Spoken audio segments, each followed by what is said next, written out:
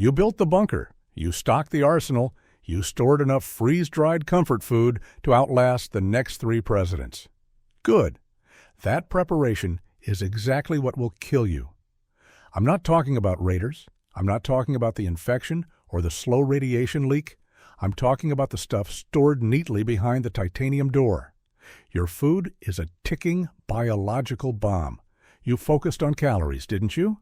You counted packages and estimated survival days. You forgot the invisible killer.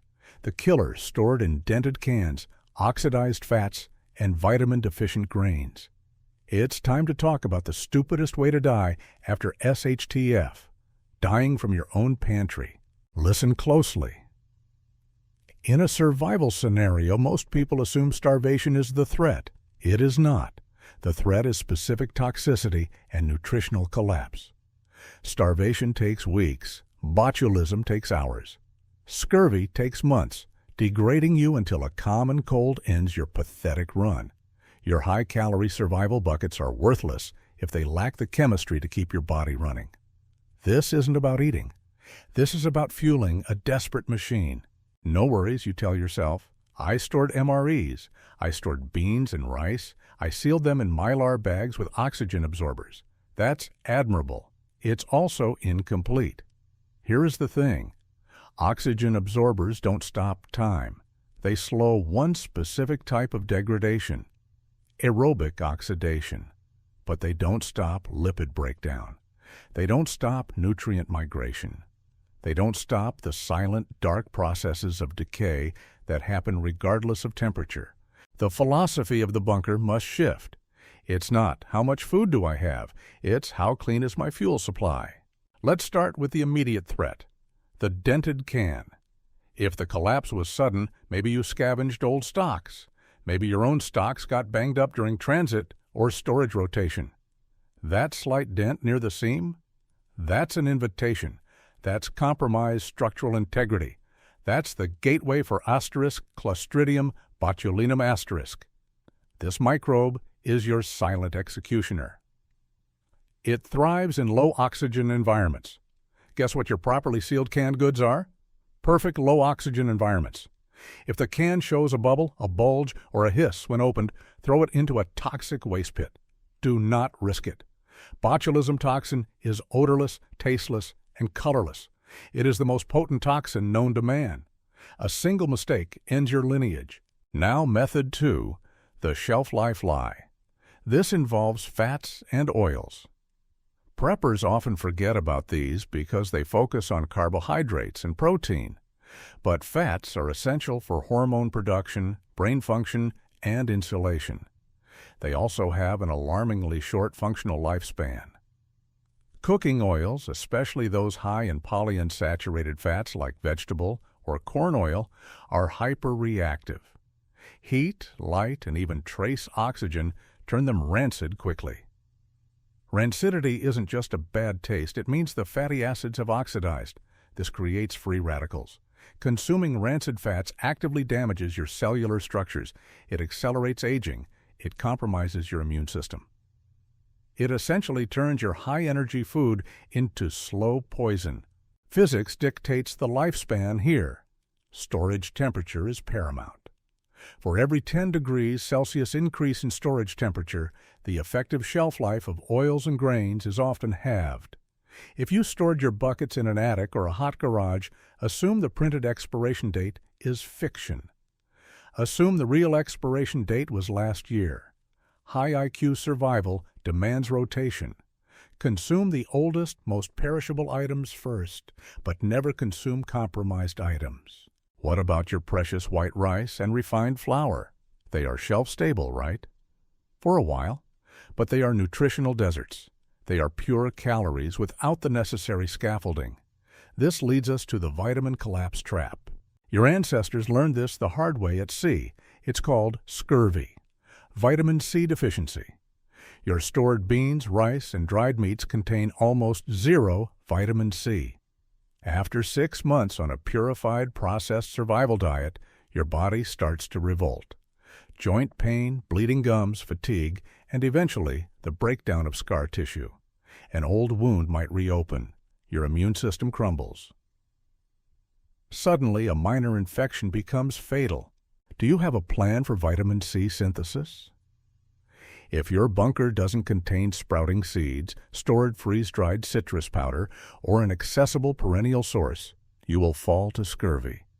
That is a slow, humiliating death for a modern survivalist. Then there is beriberi.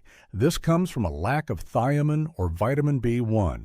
It affects your nervous system and heart. Symptoms include muscle weakness, nerve damage, and crippling cardiovascular failure. If you subsist exclusively on processed white rice and canned meats, you are running headlong into beriberi.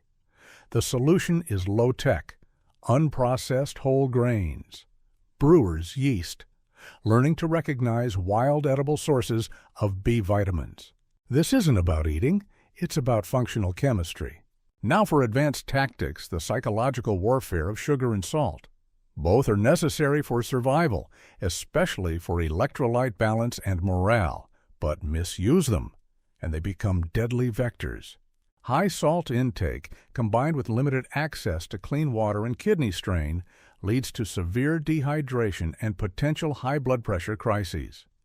Your stored salt should be used sparingly, primarily for preservation via curing or brining, not for seasoning your bland MREs every night. Sugar is the mental trap. In a high-stress environment, simple carbohydrates provide a quick dopamine hit. If you rely on stored candies or high-sugar processed foods for comfort, you are training your body for dependency. When the sugar runs out, the energy crash will be catastrophic. The resulting psychological fatigue will compromise your decision-making.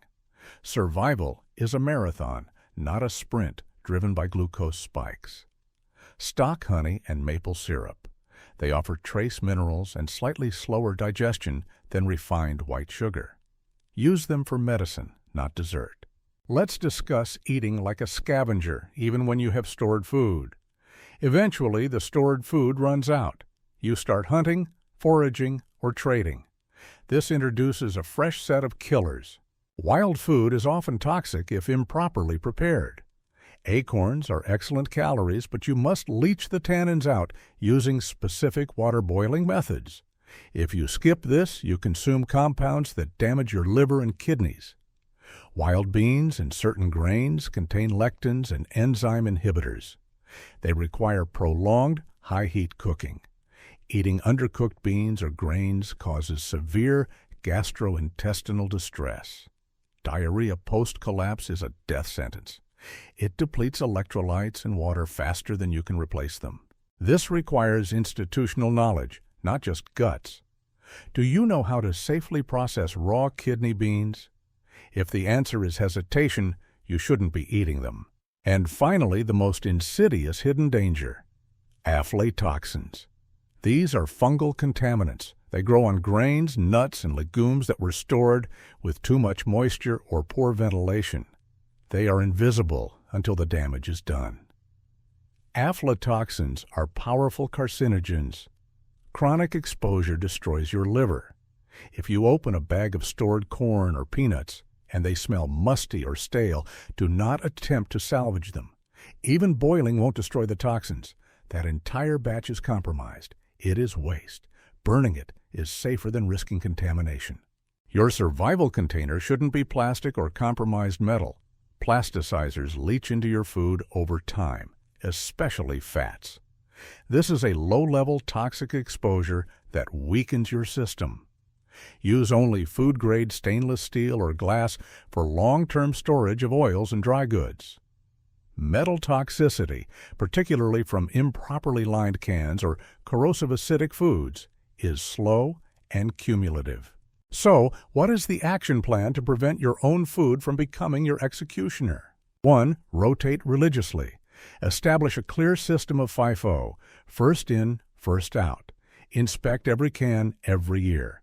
If it's dented or suspect, use it immediately or discard it before the collapse. 2. Understand specific nutrient decay. Prioritize storage of vitamin C and B complex sources. Stock multivitamin tablets sealed in dark glass, even if they seem frivolous.